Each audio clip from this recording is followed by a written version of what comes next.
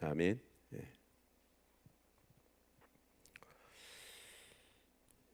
오늘 말씀은 다윗이 그 시글락의 그런 모든 이 물건을 탈취를 하고 또 여자와 아이들을 모두 잡아갔잖아요. 그래서 결국은 이제 추격을 하게 되죠.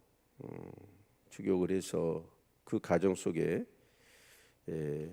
한 그런 소년을 이렇게 돕게 되어지고 그 소년의 정보를 통해서 이 아말렉 사람들의 그런 주둔지를 쉽게 찾게 되어지고 그래서 큰 승리를 얻고 돌아오는 가정 속에 아마 그 추격할 때 그 한 3일 길을 달려왔기 때문에 힘들어했던 그 200명의 사람을 부솔 시내가에 남겨뒀는데 이제 아마 그 아말렉에서 탈취한 물건들이 굉장히 많았던 거 봅니다. 빼앗긴 것뿐만 아니라 그들이 가지고 있는 것까지 다 빼앗아서 이제 오게 됨으로 인하여 이렇게 탈취물이 많은 것 때문에 이 사람들이 욕심이 들어갔는가 그 200명의 사람한테는 주지 말자라고 하는 그런 얘기가 나오게 되어지죠. 그런데 다윗은 그럴 수 없다 해서 전쟁에 참여한 자나 그렇지 않는 자 일반으로 똑같이 나누어 주고 오히려 전쟁에 참여하지 않는 이웃 그러니까 유대 지역의 남방에 해당되어지는 전에 이 아기스 왕이 너 어디를 쳤냐라고 했을 때 쳤다고 했던 거짓말했던 그 지역에다가 탈취물들을 갖다가 13곳이나 되더라고요. 그곳이 다 이렇게 나눠주는 그런 내용이 본문의 내용입니다. 이 사람들은 그렇습니다. 이렇게 뭐 도둑질을 하든지 보물을 찾든지 어떻게 수고해서 돈을 벌든지 벌 때는 굉장히 수고를 하고 마음을 같이 해요. 근데 일단 이제 그것을 찾았잖아요. 강도가 뭐 이렇게 서로 같이 해서 강도질을 했다고 해가지고 많은 것을 얻게 되면 그걸 나눌 때는 어떻게 나누던가요? 서로 죽고 죽이잖아요. 더 많이 차지하려고.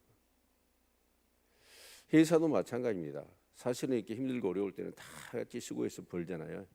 근데 이제 그 어느 정도의 뭔가 회사가 성과를 거두잖아요. 그럼 그 성과를 어떻게 나눌 것이냐. 이것이 굉장히 이제 중요한 문제고 그래서 그것이 결국 뭐가 되죠? 이데올로기가 되어지죠. 자본주의와 사회주의가 되어지잖아요. 그 잉여 가치를 어떻게 나눌 것이냐라고 하는 것은 굉장히 사람들은 물질의 마음이 있으니까요.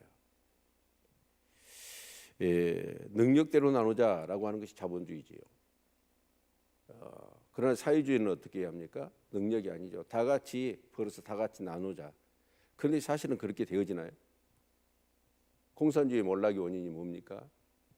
사회주의가 다 같이 벌어서 다 같이 똑같이 분배하자라고 했지만 거기에 그 물질에 대한 욕심이 있고 또 계급이 만들어져서 오히려 정말 공산주의가 더 그 권력을 가지고 더 많은 것을 독점하는 그런 일들이 있게 되어지죠. 특히 우리 자본주의라고 하는 이 자본주의에 있어서의 그 자본주의의 그 정신의 근간이 뭡니까? 사실 신앙이거든요. 정직이 신앙이거든요.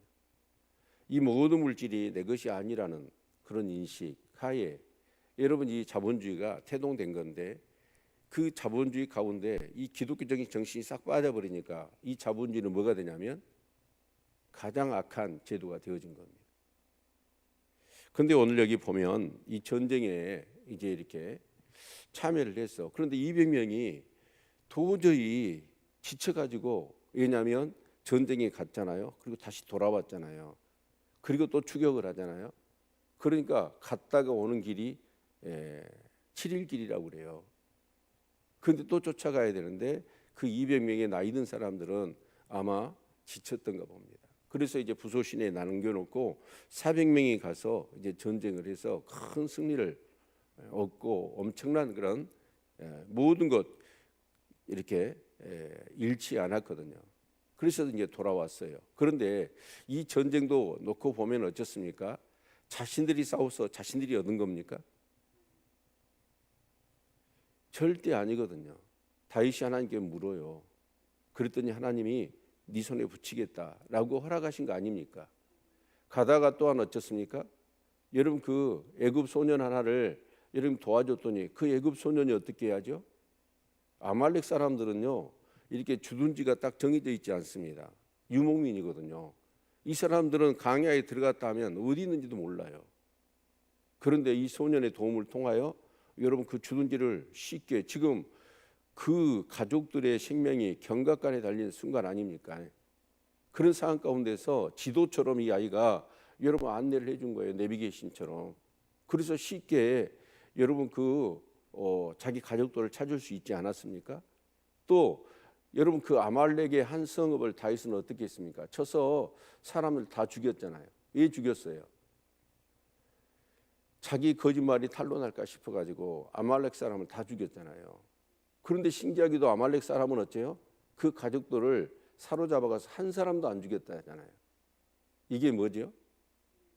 하나님의 은혜거든요. 그러면 하나님의 은혜로 얻은 거예요. 그런데 하나님의 은혜로 얻은 것을 이 사람들은 어쩌냐? 자기들이 싸워서 자기들이 얻은 것으로 착각해서 이게 전쟁에 참여하지 않는 사람은 주지 맙시다. 우리만 나눠 가집시다 라고 얘기를 하는 거예요. 여러분 세상 나라는요 그럴 수 있습니다. 그러나 하나님의 나라의 백성은 그렇게 살면 안 되는 것이죠. 똑같이 나눠야 됩니다. 그래서 이 다윗이 그럴 수 없다. 그런데 이 다윗의 이 600명의 그런 이 무리 속에는 비류가 있잖아요. 비류가 뭐예요?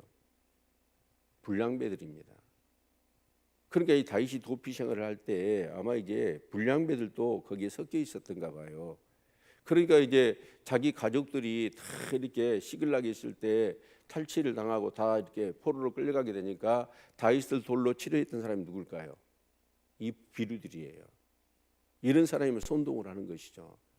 그래서 이제 항상 어디나 가면 그런 사람이 있습니다. 자, 그런데 이 다윗이 그 얘기를 듣고 어떻게 얘기합니까? 그럴 수가 없다라는 것이죠. 그래서 이 23절 같이 한번 읽어볼까요? 다윗이 가로되 나의 형제들아 여호와께서 우리를 보호하시고 우리를 치러 온 그 군대를 우리 손에 붙이셨은즉 그가 우리에게 주신 것을 너희가 이같이 못하리라. 다윗은 정확하게 얘기하죠. 이 전쟁의 승리 모든 것을 그들을 붙이신 것과 그들에게 승리하게 한 것이 누구라고요? 여호와라고. 여러분 이거 잃어버리면 인생이 공고해집니다. 돈은 번 것 같고 많은 것은 쌓은 것 같지만 이 생각 하나님의 은혜가 아니고 내가 했다라는 생각을 가지게 되어지면 그 인생은 피폐해질 수밖에 없어요. 여러분 모든 것이 은혜입니다. 그런데 그 은혜로 주신 것을 마치 내가 해서 내가 수고하고 내가 싸워서 얻은 것처럼 해서 우리 싸운 사람만 갖겠다라고 하는 그 발상 자체가 절대 하나님의 백성의 그런 어떤 정신이 아닌 것이죠. 여러분 우리가 은혜를 알면 뭐가 나오죠? 감사가 나와요. 그렇죠? 감사가 나올 뿐만 아니라 내 삶이 어떻게 해요? 간대해지고요. 너그러워져요. 그런데 여러분 내가 해서 내가 수고하고 내가 해서 내가 벌었다라고 한다면 어떻게 될까요? 여러분 간대함이 사라지더라고요. 감사함이 사라져버려요. 그 포도원 사건이 생각이 납니다. 이 말씀을 보면 여러분 그 포도원 주인이 여러분 그 인력 시장에 가가지고 아침 일찍이 새벽에 사람을 뽑아요. 그래서 오늘 우리 포도원에 가서 일하면 내가 한 데나리온 주겠다. 하루 품삯이니까 그게. 그러니까 이 사람이 얼마나 좋아합니까? 그렇게 해서 포도원에 가서 일을 해요. 그게 6시입니다. 그런데 9시에 또 나가요. 나가서 사람들을 또 구해요. 그래가지고 한 데나리온을 준다는 거예요. 그래서 또 다시 포도원에 집어넣고 그런데 12시, 3시 계속 나가서 사람을 데려다가 포도원에서 일을 시키는 거예요. 그리고 이제 품삯을 줍니다. 품삯을 주는데 어떻게 주죠? 여러분 3시 왔으면 3시간밖에 일 안 한 겁니다. 근데 그 사람한테 한 데나리온을 주거든요. 그러니까 이제 아침 6시에 온 사람 어쩔까요? 야, 저 3시 온 사람 3시간밖에 일 안 했는데 한 데나리온을 주니까 나는 더 많이 주겠지. 근데 약속한 건 뭐예요? 한 데나리온이었어요. 그래서 한 데나리온을 줍니다. 아침 6시에 온 사람도. 여러분, 이 얘기가 뭘까요? 똑같이 그 포도원 주인은 똑같이 한 데나리온을 주었을까요? 여러분, 그게 최저임금이잖아요. 모든 사람에게는 뭐가 필요해요? 필요가 똑같아요.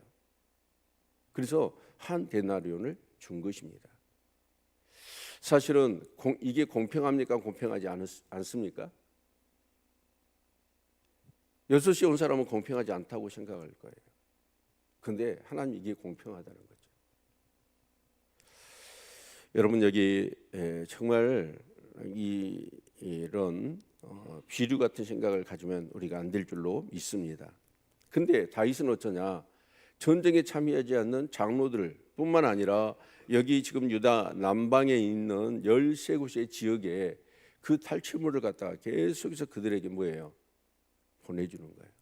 이 사람들이 전쟁에 뭔 상관이 있습니까? 그런데 다윗은 쫓겨다녀 봤잖아요.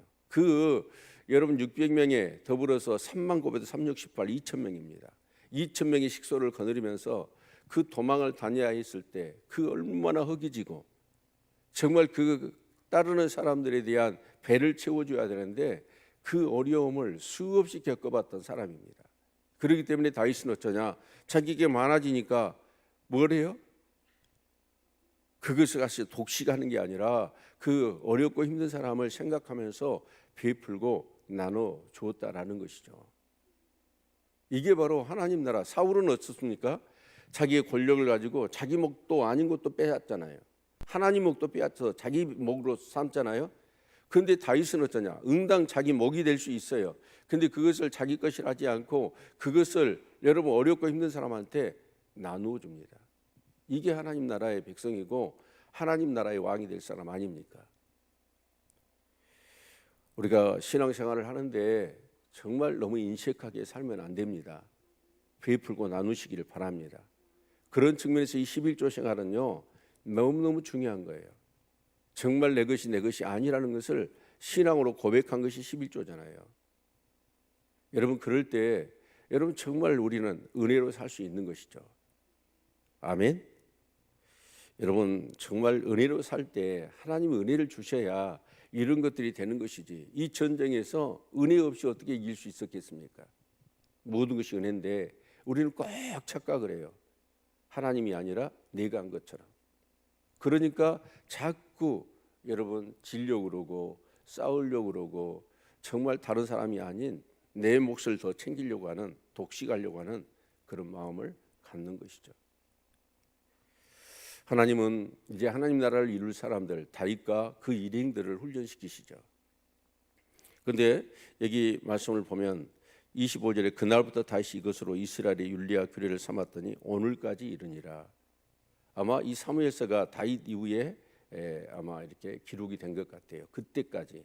그런데 그 이후로도 아니 정말 이것은 하나의 그 윤례와 규례가 되어서 이스라엘 공동체의 하나의 정말 하나의 원칙으로 아마 정해졌을 것입니다.